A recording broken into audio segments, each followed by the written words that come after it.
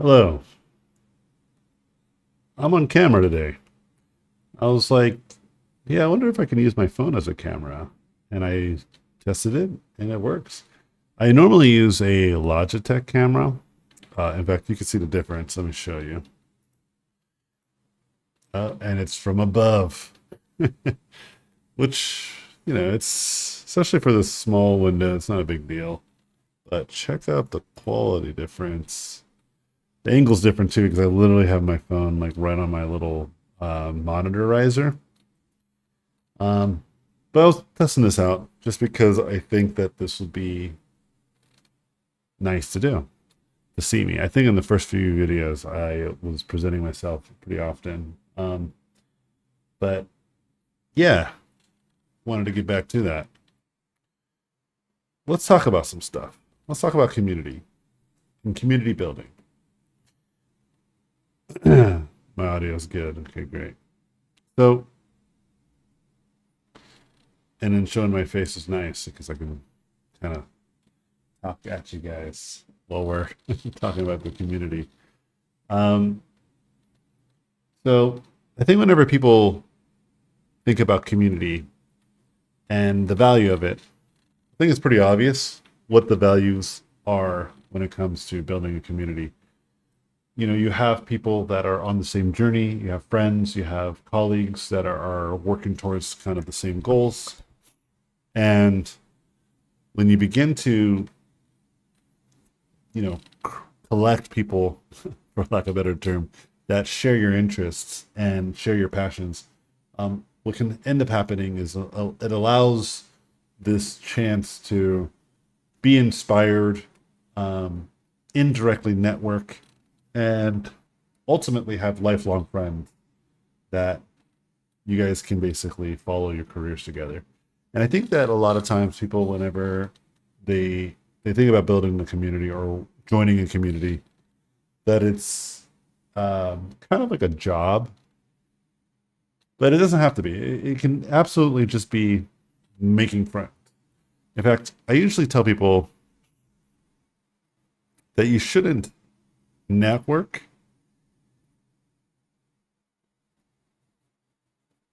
You should try to make friends. To me, this is by far the most effective strategy because what this ultimately does, and sorry if my I just I just noticed this is like creaking like crazy. Um, and the reason why is because we're in the midst of moving. I think I mentioned in a couple of videos ago, and my wife like literally took my chair as I was working and sold it to somebody. And the desk that I have now, this will be the last time you'll probably see the setup. Um, yeah, or maybe tomorrow I might record very early in the morning. Yeah, she just sold stuff, and my desk can go tomorrow. Anyways, there might be a little bit of creaking. I don't know if the noise canceling on my microphone is optimal today. So, whenever people think of it this way, I think it helps you truly build a network and build a community. Um, I don't know why this feels like a hard thing to do. A lot of what we like are common. Like a lot of us artists we're already in these types of circles. We already have a lot of the same interests almost always. It's pretty rare to have somebody who doesn't like at least some of the stuff that I like. So, for instance, I love Magic the Gathering. I used to play a lot when I was a kid. I love movies, and not just like any movie. Like I love all the kind of nerdy movies. Like I got really excited with like the Spider-Man movies, and I just saw Thunderbolts the other day. I thought it was super cool. Star Wars, Lord of the Rings. I mean, these are the types of films that most people tend to like, but people who are into art love. And give or take a couple movies here and there, Aliens, Predator, like these movies are great too. Blade Runner, Dune, I don't know if I'm that big of a fan. Akira, love the animated movie, but it's also not my cup of tea at the end of the day when it comes to storytelling. But I can admire the craftsmanship, and I think that's part of the deal. That's part of what makes building the community easy. Uh, I've been in really large philosophical debates with some of my friends. I have had differences of opinions on like politics, on food, and we just get along. And I think this is one of those things that definitely there's people in our community that I can see are at odds with one another when you're online. But most of the time, especially in person, like if you ever go to an event like Lightbox or THU or any of these big art events, it's like it's impossible to describe. But like all of that stuff that's online almost evaporates. I'm sure some of it still trickles down, but it almost entirely evaporates, and it's just like human to human, and it's a blast. Like it's like the whole time feels so wonderful, and that's why I say it's really important to just make friends. And let me demonstrate it to you in a couple ways. I think a lot of you understand why you should do this, but let's visualize it. Let's talk about it, and let's make it more real. Okay. Um, So I always say, people should only worry about a couple things: the quality of their work, and then letting people know that you have quality work. Essentially, networking, visibility, whatever you want to call it. Making quality work and letting people know you have quality. Now, what does it mean to have quality work, AJ? You might be asking. That's a whole different video. Let's talk about that some other time. But like, to me, making quality work is a pretty it's pretty no brainer in my mind. Like in my personal opinion, I think it's pretty obvious what quality is. I don't remember when I was a student that I didn't know what quality looked like. I always knew. And it was just more of a matter of like insecurities, ego, distractions, whatever you want to call it. These are the kinds of things that kind of get you to think that this is not true. But at the end of the day, I think we all know what quality is, whether we want to believe it or not.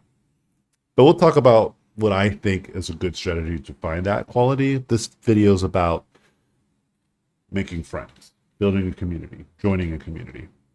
So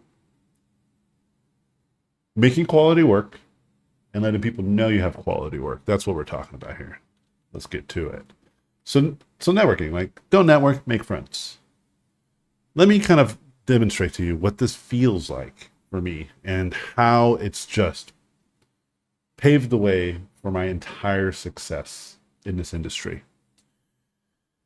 So when I was just a student, I had no access to the larger pool of incredible talent and artistry. Right? In fact, let me visualize this even better. Let me start here. So here's me, my little hat. And then now I have a beard. So we'll make it more visual representation of me currently. And so, you have this person, and I don't have any connections. I don't know anybody in the industry. I don't know nobody. Got nobody. And so my chances of getting recognized in some visibility is pretty slim. So the thing that I had access to that was the most easiest thing that I could do was obviously make friends. I had people that I went to school with. We hung out. We talked about art. We would show each other like our latest piece, would give each other feedback, and we would help each other improve. It was wonderful. And so this is our first network. And we're all in the same camp though. A lot of us are still like don't have a big network. We're trying to get jobs out here. But you make enough friends that one of them, let's say this friend right here, knows somebody over here who happens to have an opportunity. So they end up elevating their network to this individual who gives them a job. So this person ends up going over there working alongside them. But then this person says, hey, listen, we're also looking for another position, character concept artist. Do you know anybody? Well, what do you know? My friend does. And this is almost exactly what happened. I remember my buddy Kalen Chalk got a gig for a very small indie studio when we first started out. This is like 2008, 2007, 2009, around that area. And we get this job, or he gets this job, says, hey, I have a buddy. I submit my portfolio to my friend. The guy liked my portfolio. I get the job. So this is like an obvious connection. And I think most of you guys can recognize this. But I want you to think about what happened here. It wasn't me that got that first opportunity. It was my buddy who happened to, I think he knew somebody within the studio, and then they gave him a job, and then he then was able to get me a job. And what's beautiful about this is that me and my buddy were just friends. We were just close friends. We didn't owe each other anything. There was actually no ambition that, oh, when you get a job, let me in. It was just obvious to him to help me out. And I think people don't realize, like, if you're just trying to network with like art directors, lead concept artists, and all of these epic people, but you're not building like a network of friends, like a community of people that are all in the same boat and working together, you don't realize that the benefit of this is that you obviously are working together and helping each other improve. But one of you, whether it's you or somebody else, may have opened the door first that then can let the others start to come in. As long as you have the work to prove it. If I didn't have good work, my buddy would have had a harder time to get me in. And honestly, I don't think I would have deserved to go. But sure enough, he knew I was a pretty hard worker. He knew that I had pretty decent skills, at least for this indie studio. And his boss agreed. And as soon as I got the job, the boss did like everything I did. Felt that I was truly a good fit. And so it worked out. But I don't think people realize that the network doesn't just mean people that are important. It means anybody you think you can just be friends with. And that includes art directors, leads, whatever, but obviously people at the same level as you, and even some people that are below your skill level. Just make friends. Which I'll get to that in a little bit. So about the different level dynamic a little bit more, but let's talk more about what happens here. So I get this job, and then when I get that job, I start to connect with all of these people that are also at this job, and we all start to become friends because we're working together, you know. And then what ended up happening is that the studio had to close down. It shut down, you know. And so me and my buddies had to find a new job. But because now I know my boss, and he felt bad about the studio shutdown, and he thought we did really good work. It was just kind of on him. He knew somebody who worked like in arcades, and that person was looking for a lot of concept artists for a lot of their arcade cabinets. And then we got connected with that person. We were able to do some work with this. So then we were able to stay afloat. And then I made friends in that job opportunity. But then I started to realize that my opportunities of getting a job needed to be more on the merits of my work as well. Like, I don't want just people to know who I was. And the work that I did for this first studio, I didn't really like. I didn't like any of the kind of stuff that I made. It wasn't bad. It just wasn't the kind of stuff that I wanted to do as a concept artist. So I started to basically build a portfolio, a proper portfolio that I think showcase my actual skills and demonstrate the kinds of stuff I'm actually more interested in. This is where I started to really learn focus. And sure enough, some game director somewhere, saw one of my pieces on DeviantArt. It actually blew up. It was like one of my Smash Brothers. I basically took the cast of Smash Brothers and I put them in the scene of Fight Club. So it's almost identical vibes as a Fight Club scene. And you can still find it on my DeviantArt if you look up Robot Pencil. Very old too. Does not hold up. Maybe I should redo that painting. That would actually be fun. I'm far more skilled now. Anyway,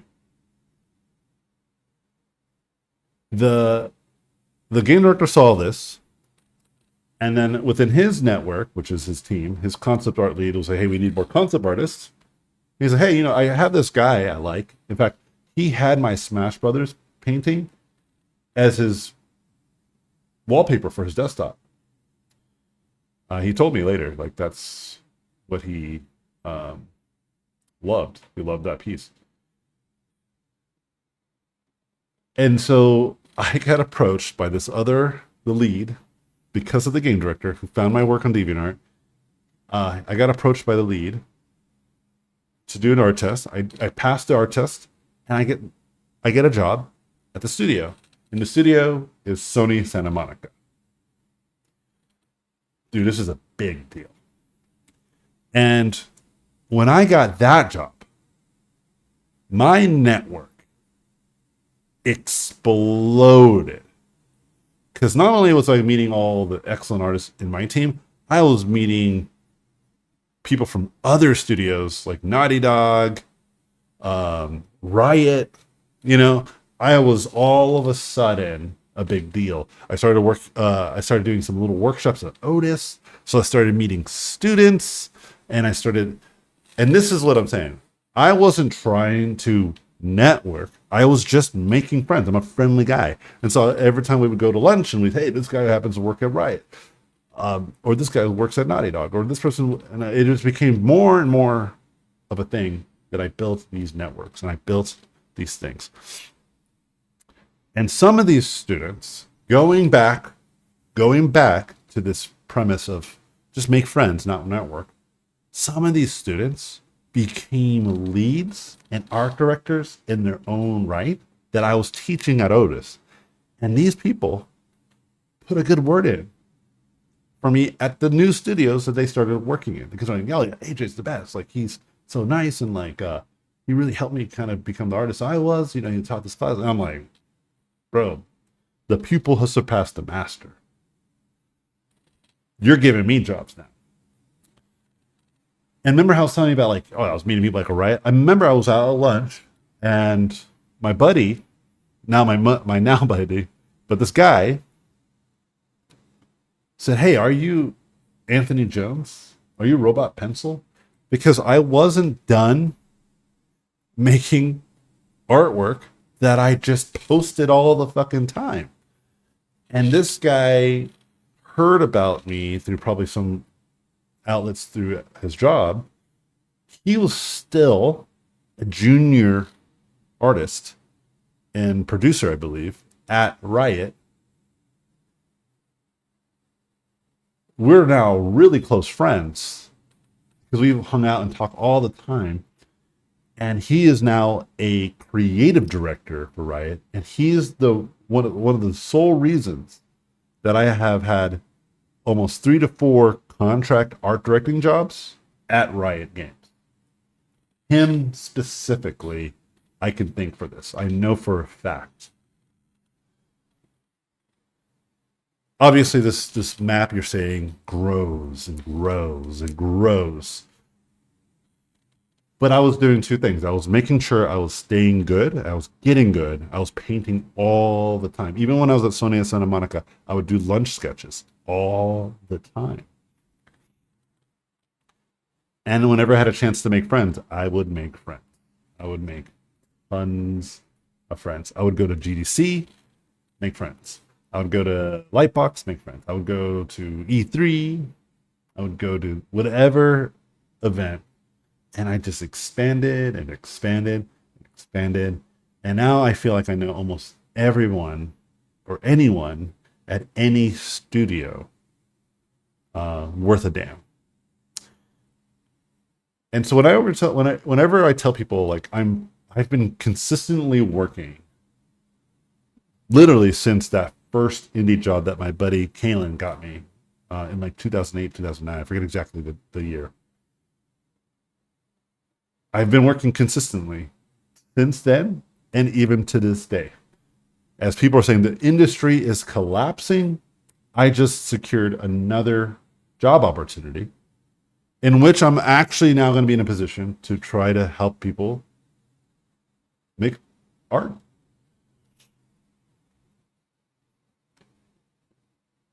I don't know how else to stress this to you guys, but I have joined the art community.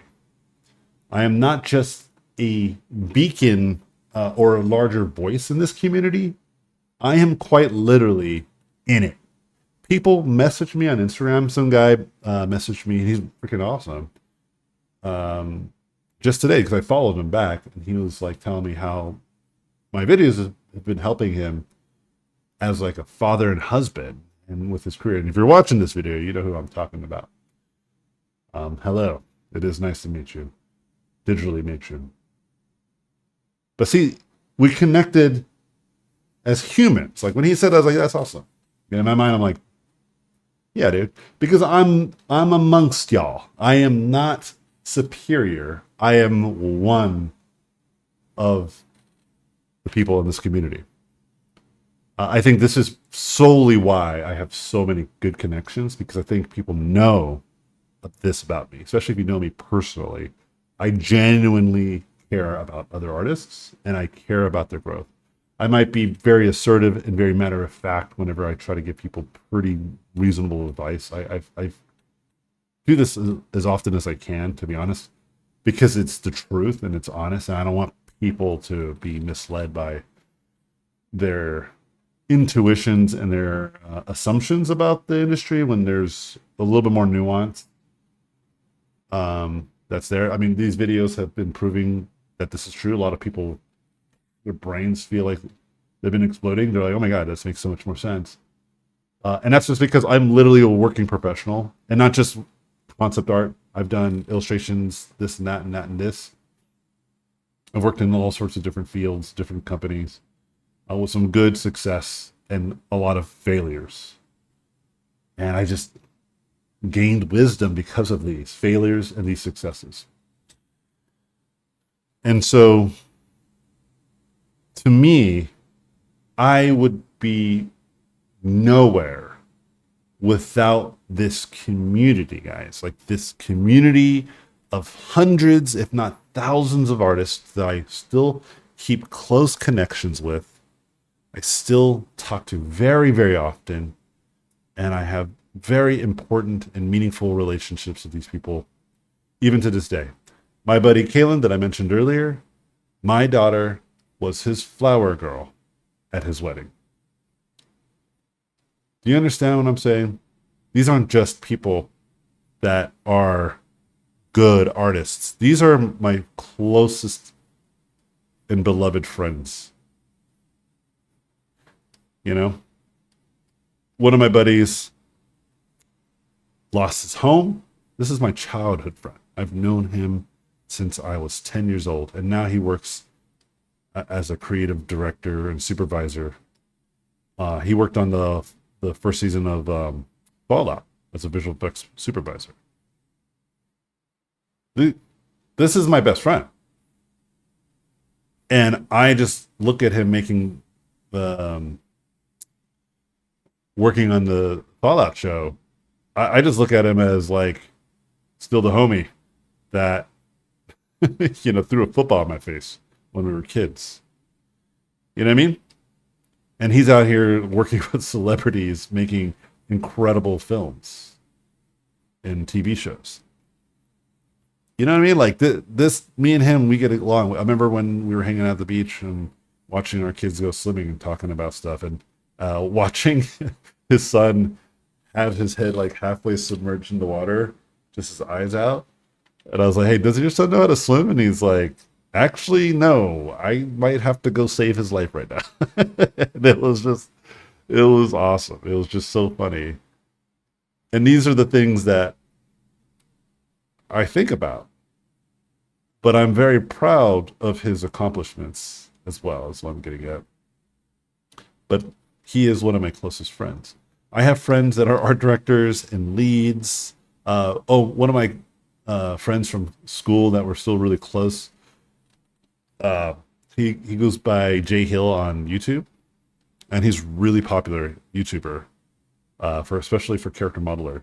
But I've known him forever, and we hung out one time because we always do this thing where whenever I'm in town, we would go get some whiskey and cigars, and I was just saying, "Oh, look at you now, dude! You're a YouTube celebrity," and he just laughs, you know. But we were just nobodies talking crap to each other, playing chess. We used to play chess at work. We used to work at that very first studio together, and we would just be playing chess for like hours. And I remember our boss hated it because we were absolutely distracted. We would still get our work done.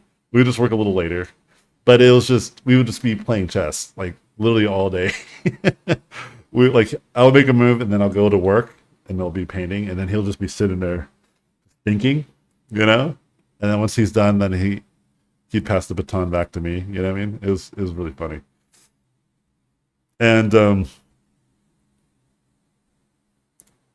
the the heart of what I'm getting at is that's my buddy Jason Hill. That's what who he is to me. Is that guy. We used to get in screaming matches about Star Wars and what movies are awesome, what movies sucked balls, you know, in our opinion. It was good times. And I'm saying these people give me opportunities. I give them opportunities because at the end of the day, we're all accomplished and skilled and we all want to work together. You know, friends like to work with friends. And like I said, I'll put together a long form video about what it means to actually make quality work because that is a very important factor that helps in all of this. But as you're trying to get quality work, as you're trying to make quality content, you should be doing it alongside a community of people that you've either started or joined, you know, or working on to try to start or join. And for me, again, this is one of those things very natural. I am a very social individual. I like people. I like to hang out with people. I am very empathetic of all folks. I remember, I'll give you a good example of how I feel in terms of my empathy. Using somebody that I absolutely despise. I actually do not like this person. Um, but there's still a part of me that's like has some empathy for who they are. but but at the end of the day, it's I think it's a little pointless to even worry about it on a day-to-day basis. And this will be no surprise. Like I am no fan of my current president. I am not a big fan of this guy. I think he is incredibly divisive. I think he is very mean-spirited and talks in bad faith almost as his first language. And whether you love him or hate him, I know some people might love this guy. I know some people for sure in my audience hate this guy. But, you know, a lot of the person he is today is definitely manufactured from the life that he lived. And I remember I was talking to my oldest son about this because he had somebody in his life that he really didn't enjoy being around and really didn't like them. They had a pretty bad attitude about stuff. And I was explaining, like, you know, a lot of people, their insecurities, their frustrations in the world, um, people deal with these frustrations and these stresses and these anxieties and these insecurities. People deal with these like differently. And unlike you, my son, I was talking to my son about this, like, unlike you, who is a pretty empathetic individual, who's a very caring, very loyal friend, um, you know, who does what they can to try to help others. Um, when you're frustrated and you're insecure about things, you get upset, you get sad, you get anxious. And these feelings and these reactions are just way more approachable. You know, if you feel that way, like a lot of people are way more sympathetic if you are sad, right? But I was explaining to him, like, but the same things that drive you to feel sad and feel anxious, some people become more arrogant and become more mean spirited or hateful, even. But it's coming from almost the same similar challenges. But their way to handle this, and there's a great saying, hurt people hurt people.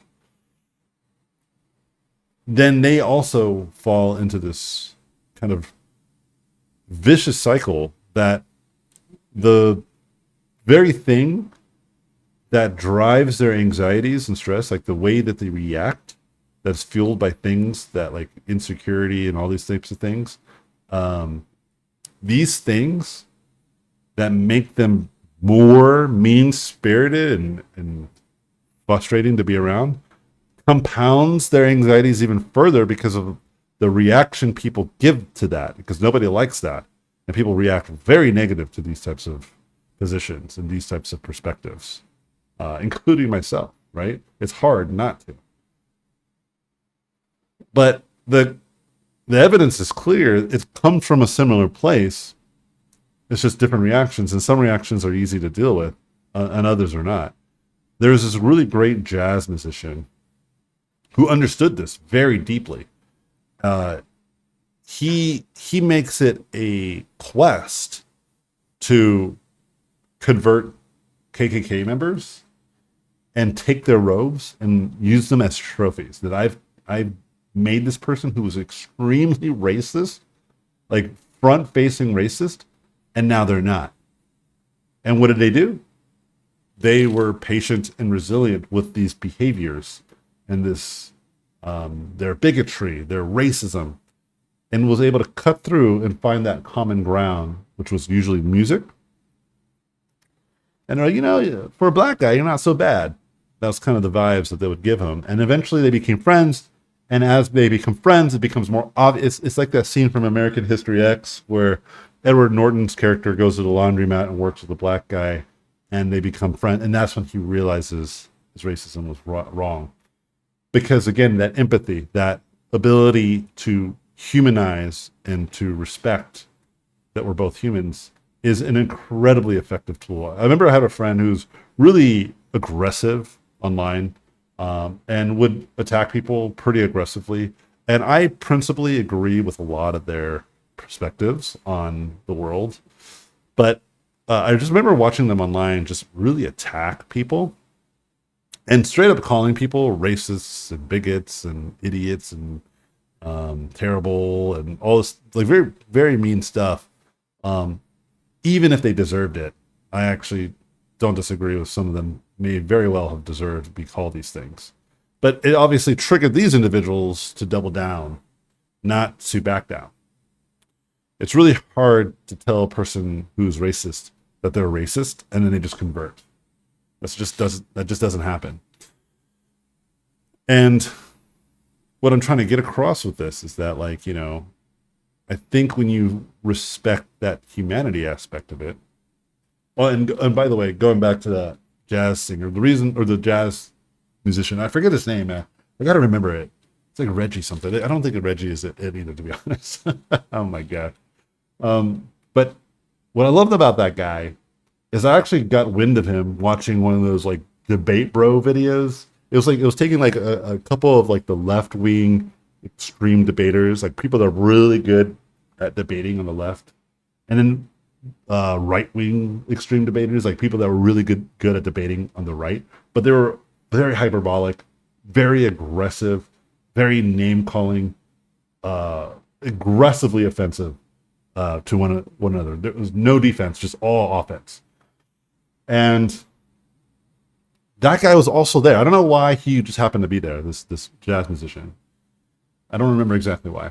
So you would watch these guys like arguing, like meh, and like this is why your ideas are fucking idiotic, and then the other side would be like, no, you're idiotic, bigot, bitch, cuck, whatever names that they just throw at each other. And then this guy started talking because I think again they're talking about race relations and like how to get rid of prejudice and something like this. I believe I don't know. It was probably some topics around social justice and something along those lines. So this guy starts to talk, and a couple things stood out to me. One, nobody interrupted him. So when the left side of the panel argued, the right side of the panel kept interrupting. And then when the right side started talking, the left panel would start interrupting. Like, you get like that heat in your gut, and you just like want to just say it. You don't care to listen any further. But when this guy started talking, everyone just shut up and just listened. Because he was soft-spoken, he was not confrontational, and he was just giving examples after examples, and he was even poetic. It reminds me of like probably why someone like Martin Luther King was so effective, because it wasn't just what he was saying, it was how he was saying it that felt like it touched your heart. And bro, that was the first observation. And the second observation that I had, so the first one was like, nobody interrupts him, everybody fucking shut up. They're just listening to this guy. And it's because what he was saying it was hard to dispute from whether side you're on. And the other thing I just realized is that this is by far the most effective way to communicate these types of incredibly complex and nuanced issues, and what an adult actually looks like in these types of conversations. It was such a contrast. I was like, wait the fuck a minute.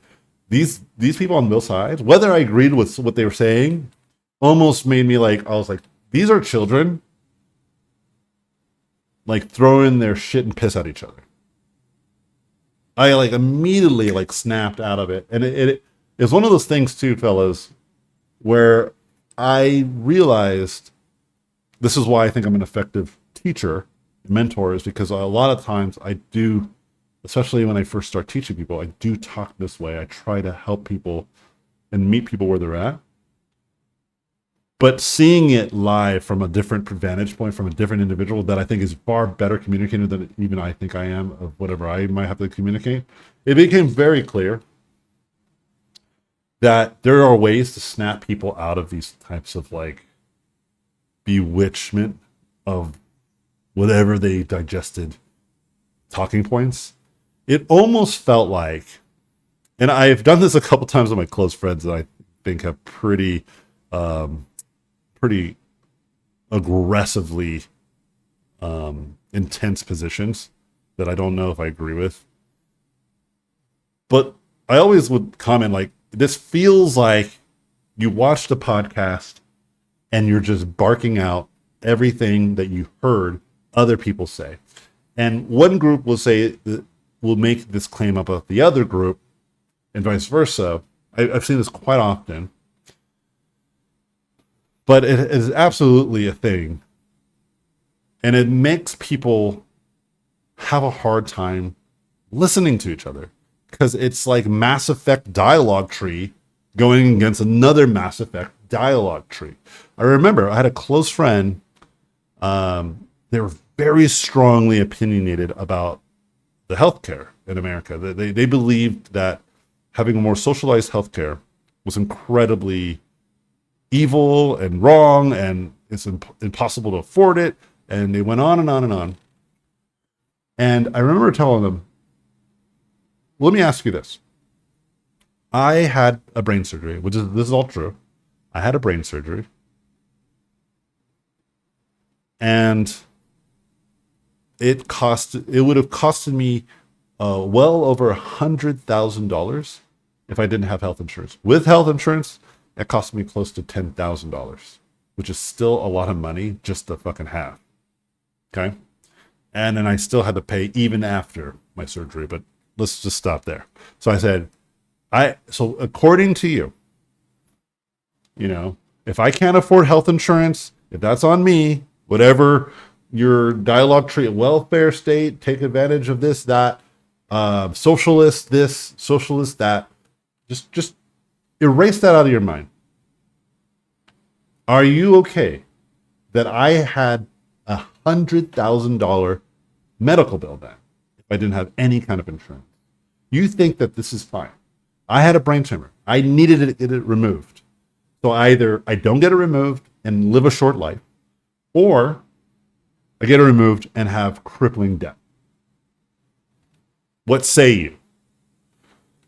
And they would go down one of the Mass Effect dialogue trees, and I would constantly just hit the brakes. Let's come back to this question. It's a very simple question. You're not a politician. You're not a debate bro. You're my friend. Are you okay with this? I can tell you my answer. If you had that, I would be so pissed at our system that you were put in this position. And I would do everything I could to find a way to make it so you can afford this. Because we happen to live in this country with these types of rules.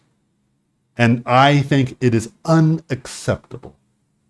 Regardless of the policies and whatever, I just will not accept this argument.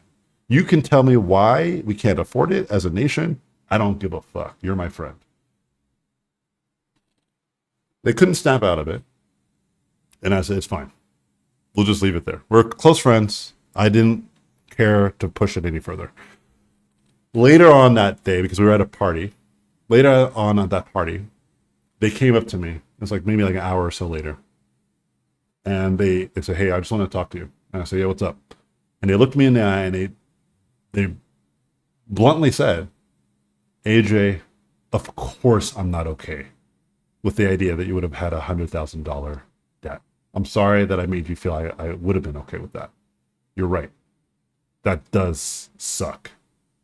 They snapped out of it because I didn't try to push onto them that they were wrong. I was just trying to remind them that they're a good person. And good people think this way, And for whatever reason, a lot of people forget that they're good people. And they start thinking terrible things. And I don't know why. I have some ideas why. Because of, the allure of social media and how much you can get trapped in these echo chambers, including myself. I absolutely am in one as well. So I try to be as principled as I can and consistent as I possibly can, as much as I can. It's very challenging, but it is what I must do. It is what I try to do. But this is the kind of thing that I only care about, is building communities and finding people that I love and care about. Because outside of all that, there's all this noise about what is right, what is wrong. And it will try to convince you that a lot of your ideals, a lot of the world does not agree. But history has proven time and time again that a lot of times people who can really stick to their principles tend to eventually show up and help the larger species kind of break out of these stun locks. And it all starts from community building, I know it got a little deep here. I don't know even why I went that far down that tangent. I apologize. But it doesn't change the fact of kind of the spirit of what I'm saying is, I love the people that I surround myself with very deeply. And that goes beyond just helping me accelerate my art career. It is my art career being as consistently valuable is just a result of me trying to be friendly and make friends and staying friends and staying close with friends, even if I have strong disagreements with a lot of what they say and do sometimes. I had to absolutely have friends going on like the Trump train here. I haven't talked to them in a bit because I've been so busy, but I would assume that they probably have been snapped out of this. I think a lot of people have absolutely been duped. They're definitely waiting for the second coming of some sort of glory days, but I don't think that will come under this current administration, if it ever does come. But I'm almost certain they probably will snap out of it sooner or later because they're good people. And I think that a lot of the stuff that I said earlier about why they might get stun locked or trapped with some certain perspectives, and including myself. I remember I was talking to my buddy. I've changed my mind on like a couple things that I think are things that you would think I would agree or disagree with. Just as I get older, but some things that just never change that I still have in my mind is what it means to try to be a good person and help each other out, you know. And whenever I don't see that happening, so for instance, like with the AI art, which is a little more closer to a lot of us, there's very low disagreement on this. Yeah, when that started to really get legs, and I started seeing friends of mine like Carla and John started talking like, look, this is theft, y'all. And they started posting why it was theft and making a very clear point. I will say this, a couple things. One, the merits are there. So it was easy for me to jump on board. But if the merits weren't 100%, I think out of principle, I would still be like, yeah, we got to find a way to help artists. I don't know. Like, let me give you an example. If I thought AI was a cool tool and I was using it, I don't, but let's just say I did. So I would fundamentally disagreed with like the ethical argument that they were making. Let's just pretend for a second that was the situation I was in. I don't think my approach would be, you guys are idiots. Like, it's the future. Adopt or die, or adapt or die. My perspective, because I don't think that speaks to who I am. Like, that's not the vibe. Like, the adapt or die type of strategy seems pretty reckless in my mind. Because if there's, what happens if you can't adapt? None of us can. Then what? That adapt or die strategy seems pretty broken. So I think I would have probably still fall in the camp of like, this will absolutely be a tool that we all should use, and I don't think people should be so upset with it. But I do agree we need some answers to solve like this crisis that might happen from displacement of all these artists. Like, I think that would have absolutely been my position if I actually liked AI and I believed in AI as an art tool.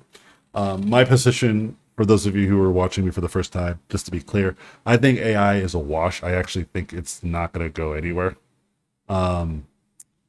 Nowhere meaningful, as far as I can tell. You know what I mean? Specifically for art, I think the idea of it replacing artists is pretty far removed. I don't know if it's going to be this saving grace for production. I actually think the opposite is true. I think people who are really skilled are going to become even more valuable, not less valuable. And so, yeah, building a community of people and loving that community is an incredibly important thing. I promise you guys. And like I said, even if I disagreed with the fundamental arguments that the community had, I would always still try to find a way to bring balance to the force. You know what I mean? I don't think I would ever be a shit stirrer for the sake of stirring some shit. Even if it needs to be stirred, I would still try to find some optimism, some opportunity for us to resolve it. And if there is a situation where people are just absolutely doing something that is horrendous and evil, yeah, I don't know if I would also be the kind of person who's like, "Well, sunshine and lollipops, guys, it's all good." Like, I think if it was very obviously egregious, I'd probably stand in there if I had to, you know? And so I love myself, the community. I love seeing all of you guys get so excited. I see that people like and respond to some of the comments within my comments. Keep doing that. Help each other out. Lots of people ask questions. And at some point, I won't be able to answer all the questions. Go in there and answer some questions. Be like, hey, this is probably a good way to solve this problem. Start joining Discords. Start making friends, guys. You know? Don't wait for people to be friends with you. Be the person who makes friends with them. And we can rebuild this beautiful community to a large and awesome community yet again. I don't like these little weird Mario Brother hills that I made. I got like so caught up in that like discussion about pseudo politics there that I wasn't thinking straight. So I was just drawing little lollipop hills. What was I thinking? Um, yeah, I'm just gonna do this. It's funny because I wanted to draw something really dark and disturbing, but I ended up doing this kind of large scene. So I did like something really colorful the other day, so I wanted to do something a little darker, but I kind of failed. Not one of the best pieces I made, but that's why we're out here. I'm trying to get better at art. Anyway, I'm gonna get out of here, guys. It's a long ass video. Um, yeah, I think in time I might start to reboot my Discord. It doesn't seem like I just have any time to do any of that. And if I do reboot any kind of community, I actually would love to just do it in person, like build back sketchbooks and stuff like, or sketchbooks, sketch groups. That seems like a much more. That seems like a much better use of my time in terms of community building, is building proper hangouts in real life. It's just different. Discord is not bad. I've had friends make really close friends through Discord, so it's not like impossible. I've seen people meet through Discord and ended up getting married. So it's obvious that it's a great tool. I'm just saying I'm old fart. I like touching grass and hanging out with other people that are also touching the same grass. So I'm out of here though. Got to get to do some work, and I have about an hour left to upload this anyway. So I'll see you guys on the flip side.